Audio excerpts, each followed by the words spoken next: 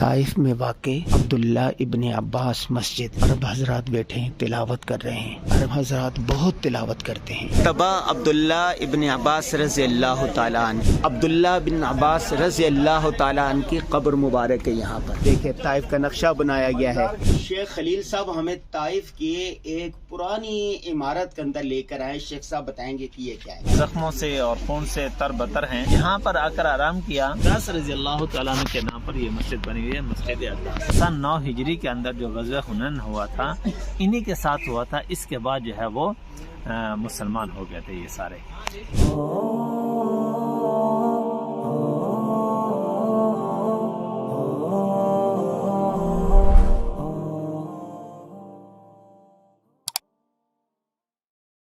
عثمان رضی اللہ تعالیٰ عنہ کے خاندان کے ساتھ اور حضرت عبداللہ بن عباس رضی اللہ تعالیٰ عنہ کے خاندان میں آپس میں کچھ رنجشیں پیدا ہو گئیں۔ تو اس رنجش کو کم کرنے کے لیے کہ اگر ہم مدینہ میں رہیں گے تو رنجشیں باتیں بڑھتی جائیں گی، اس سے نقصان کا زیادہ خطرہ ہے۔ تو اس رنجشوں کو، اس نقصان کو کم کرنے کے لیے عبداللہ بن عباس رضی اللہ تعالیٰ عنہ یہاں تشریف چھوڑا اور یہاں پر آ گئے۔ یہ انہی کے نام سے، انہی کے نام سے۔ اچھا، پھر یہاں پر جیسے آئے، اللہ رب العزت نے صحابہ میں سب سے زیادہ قرآن کا علم حضرت عبداللہ بن عباس رضی اللہ تعالیٰ عنہ کو دیا تھا۔ ایک مرتبہ محبوب صلی اللہ علیہ وسلم نے عبداللہ بن عباس رضی اللہ تعالیٰ عنہ کے سینے پر ہاتھ رکھ کر اللہ سے دعا کی کہ اللہ عبداللہ بن عباس کے سینے کو قرآن کے علم سے بھر دے۔ تو اللہ نے وہ دعا کو قبول فرمایا۔ اللہ نے قرآن کا، محبوب صلی اللہ علیہ وسلم کے بعد قرآن کا سب سے زیادہ علم عبداللہ بن عباس رضی اللہ تعالیٰ عنہ کے پاس تھا۔ یہ سب سے بڑے مفسر تھے۔ جب یہاں پر طائف میں تشریف لائے تو اتنے بڑے صحابی، قرآن کے اتنے بڑے عالم تھے، یعنی قرآن کے مفسر تھے۔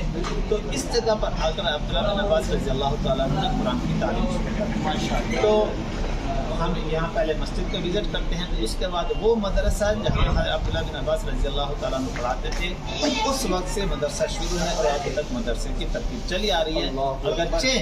اگرچہ حالات کے پیش نظر، حکومتوں کے پیش نظر نظام چینج ہوتا جا رہا ہے، نظام چینج ہو رہا ہے، کلاسز چینج، لیکن مدرسہ اسی ترتیب سے آ رہا ہے۔ ماشاءاللہ۔ ابھی ہم مسجد کا وزٹ کرتے ہیں۔ طائف میں واقع عبداللہ ابن عباس مسجد شان و شوکت کے اعتبار سے، ہر اعتبار سے، کشادگی کے اعتبار سے بے مثال۔ عرب حضرات بیٹھے ہیں تلاوت کر رہے ہیں۔ عرب حضرات بہت تلاوت کرتے ہیں، نماز بہت پڑھتے ہیں۔ ماشاءاللہ ماشاءاللہ ماشاءاللہ۔ عبداللہ ابن عباس رضی اللہ تعالیٰ عنہ کے نام سے بنائی گئی مسجد، یہ مدرسہ اور مسجد انہوں نے اپنی زندگی میں تعمیر کیا تھا۔ پھر یہ مدرسہ بھی اس وقت سے چل رہا ہے اور مسجد بھی قائم ہے۔ عبداللہ ابن عباس بڑے صحابہ میں سے تھے، مفسر قرآن کہلاتے ہیں۔ طائف کی سب سے بڑی مسجد، کرسیاں لگی ہوئی ہیں اس طرح بیٹھنے کے لیے۔ عرب حضرات قرآن کی تلاوت کر رہے ہیں، فرشی نشست، کرسی والی نشست اور زمین پر بیٹھنے والی نشست۔ تبا عبداللہ ابن عباس رضی اللہ تعالیٰ عنہ، شیخ صاحب اس بارے میں ذرا کچھ بتائیے گا۔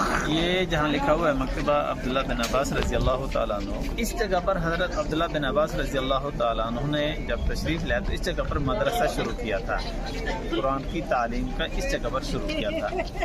تو اسی جگہ کی مناسبت کے لیے انہوں نے یہاں پر ایک لائبریری بنائی ہے، جو اس زمانے خطاطی یعنی ہاتھ کی جو لکھی ہوئی کتابیں تھی، قرآن مجید تھے، وہ بھی ہیں، اور خصوصاً وہ اکثر جن کے اوپر صحابہ کرام رضوان اللہ تعالیٰ علیہم اجمعین قرآن مجید لکھا کرتے تھے، سبقاً لکھا کرتے تھے، وہ اس کے اندر محفوظ ہیں۔ اچھا، یہ بند ہے، ابھی بند ہے یہ، لیکن یہ مکتبہ ہے، لائبریری ہے۔ گویا کہ یہ دیکھیں شیخ صاحب یوں ہو گیا، یہ وہ جگہ جہاں پر رسول اللہ صلی اللہ علیہ وسلم نے مذاکرات کیے تھے سرداروں کے ساتھ، اور یہ احاطہ صحابہ کرام کی قبریں ہیں، اور یہ مسجد عبداللہ ابن عباس، یہ ان کی قبر مبارک، اور یہ مدرسہ اور یہ لائبریری۔ یعنی پہلے زمانے کے اندر یہ مدرسہ ہوتا تھا، ابھی جو ہے اس کو مدرسے کو لائبریری کی شکل میں بدل دیا۔ عبداللہ بن عباس رضی اللہ تعالیٰ عنہ کی قبر مبارک ہے یہاں پر اس احاطے میں۔ یہ مسجد حضرت عبداللہ ابن عباس کی پوری مسجد دکھائیے، اور یہاں صحابہ کرام کی قبریں، اور اس کے اندر حضرت عبداللہ ابن عباس رضی اللہ تعالیٰ عنہ کی قبر مبارک موجود ہے، اور یہ مدرسہ ہے عبداللہ ابن عباس رضی اللہ تعالیٰ عنہ کا۔ یہ مدرسہ انہوں نے خود قائم کیا تھا دین کی تعلیم کے لیے، اشاعت کے لیے۔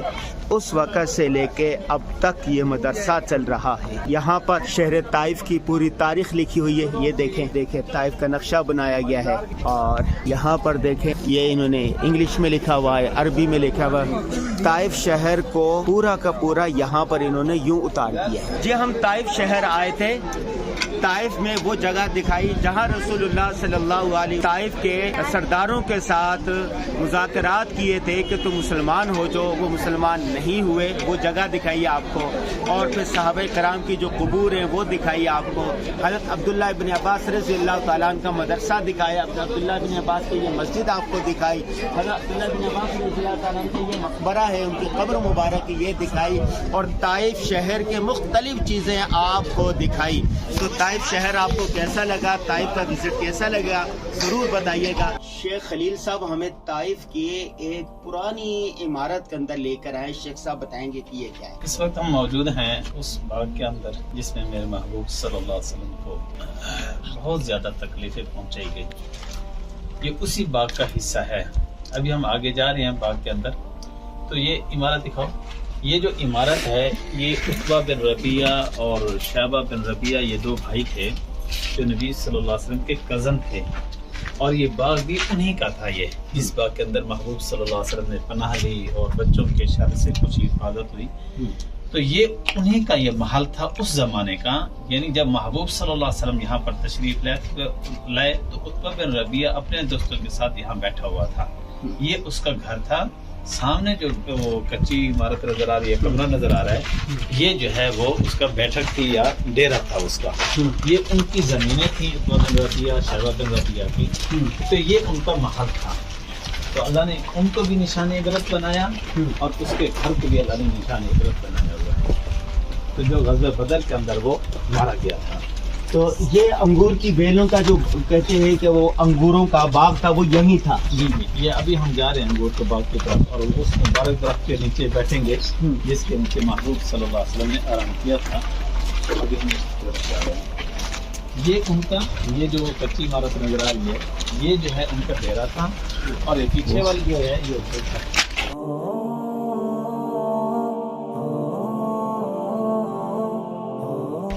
جیسے مکہ میں ابو جہل کا جو گھر تھا وہاں پر لیٹرین بنا دیے، حکومت نے وہاں پر باتھ روم بنا دیے۔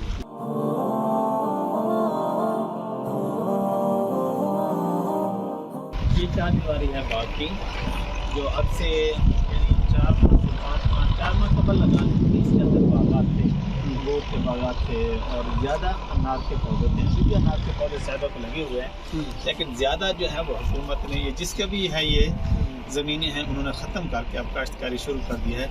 دیوار کے سائڈوں پہ جو ہیں وہ باغات کے آثار ہیں ابھی تک بھی، لیکن یہ جو اندازہ ہے، یہ جو پودے لگے ہوئے ہیں یہ باغ کے لگے ہوئے ہیں۔ آگے ہم جا رہے ہیں، جو جس درخت کے نیچے محبوب صلی اللہ علیہ وسلم نے آرام کیا تھا اسی باغ کے اندر ہے، اس کے نیچے ہم چلتے ہیں۔ زخموں سے اور خون سے تر بتر ہیں، یہاں پر آ کر آرام کیا، اور ادھر سے عتبہ بن ربیعہ جو نبی صلی اللہ علیہ وسلم کا کزن تھا، وہ دیکھ رہا ہے کہ محمد ہے، زید بن حارثہ ہے اور شدید زخمی ہے، تو اس نے اپنے جو ہے وہ غلام عداس جو بعد میں مسلمان ہو گئے ان کو بلایا اور کہا کہ عداس انگور کا گوشہ توڑو، اور یہ جو آدمی بیٹھے ہیں محمد، ان کو جا کر کہو کہ یہ انگور جو ہے عتبہ بن ربیعہ نے عتبہ نے بھیجے ہیں، آپ کو رشتہ داری کی قسم کہ ان کو قبول کر لیں۔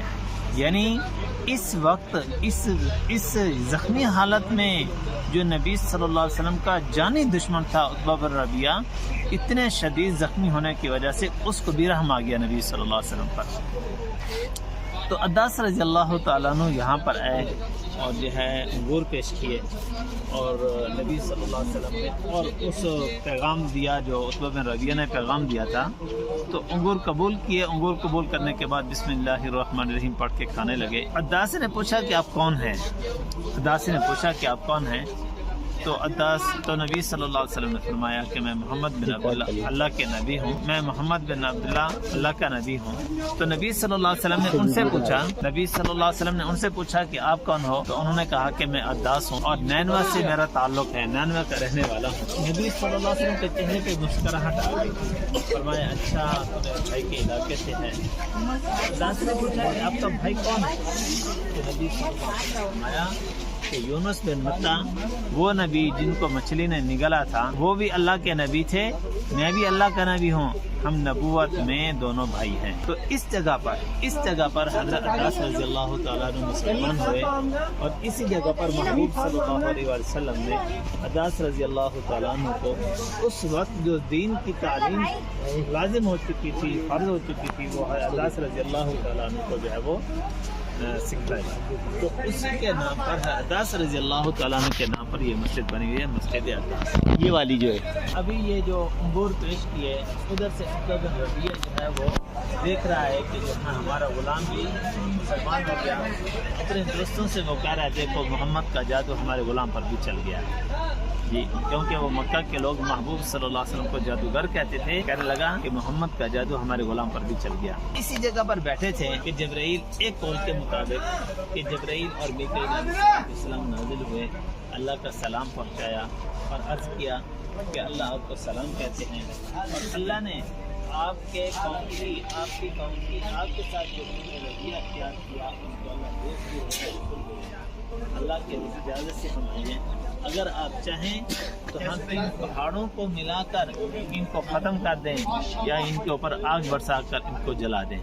تو نبی صلی اللہ علیہ وسلم رحمۃ للعالمین تھے، نبی صلی اللہ علیہ وسلم نے کیا فرمایا کہ مجھے امید ہے کہ اللہ رب العزت ان کو اسلام کی دولت سے نوازیں گے، یہ مسلمان ہو جائیں گے۔ تو سن 9 ہجری کے اندر جو غزوہ حنین ہوا تھا، انہی کے ساتھ ہوا تھا، اس کے بعد جو ہے وہ مسلمان ہو گئے تھے یہ سارے۔